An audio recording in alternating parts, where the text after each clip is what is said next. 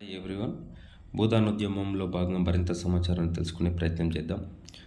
All India Sarvodaya సమ్మేళనం శివరాంపల్లిలో జరిగిన తర్వాత మరి భూదాన ఉద్యమం ఎక్కడి నుంచి ప్రారంభిద్దామని నిర్ణయం తీసుకునేటప్పుడు తెలంగాణ రైతాంగ సాయుధ పోరాటం అనేటువంటిది నల్గొండ జిల్లా వేదికగా జరుగుతుంది కాబట్టి ఆ నల్గొండ జిల్లాలోనే భూదాన ఉద్యమం ప్రారంభించాలని నిర్ణయం తీసుకొని ఆల్ ఇండియా సర్వోదయ సమ్మేళనం అనేటువంటిది ఈ ఆచార్య వినోబా భావే అధ్యక్షతన జరిగినటువంటి తరుణం లోపల 1/6 వంతు భూమిని భూస్వాముల దగ్గర నుంచి పేద ప్రజలకి దానం చేయించాలనేటువంటి కాన్సెప్ట్లో భాగంగా అక్కడ నుంచి శివరాంపల్లి నుంచి ప్రారంభమైనటువంటి పాదయాత్ర ఆ రోజు నల్గొండ జిల్లాలో ఉన్నటువంటి పోచంపల్లి అనేటువంటి గ్రామానికి చేరుకున్నది.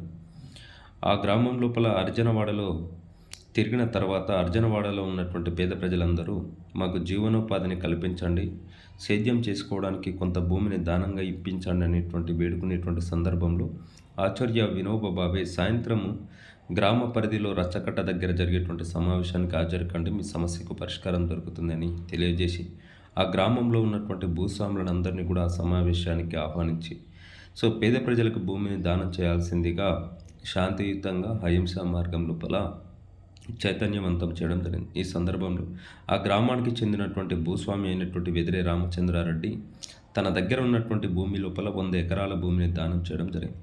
ఈ విధంగా భూదాన ఉద్యమం అనేది ఉమ్మడి నల్గొండ జిల్లాలో ప్రస్తుతం అయితే యాదాద్రి భువనగిరి జిల్లాలో ఉన్నటువంటి పోచంపల్లి అనే గ్రామంలో 18 ఏప్రిల్ 1951 ప్రారంభం కావడం జరిగింది. అందుకనే ఆ గ్రామాన్ని భూదాన్ పోచంపల్లి అని కూడా పిలవడము జరుగుతుంది. ఇక్కడ నుంచి ఎగ్జామినేషన్లో మనకు ప్రశ్నలు రావడానికి అవకాశం ఉంది కాబట్టి ఏ రోజున భూదాన ఉద్యమం ప్రారంభమైందంటే 18 ఏప్రిల్ 1951.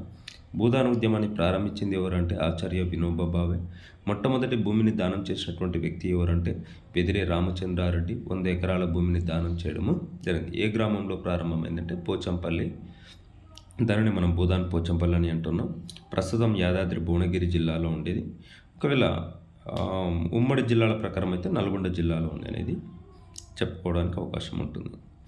మరింత సమాచారం మరొక వీడియోలో తెలుసుకునే ప్రయత్నం చేద్దాం. Thank you.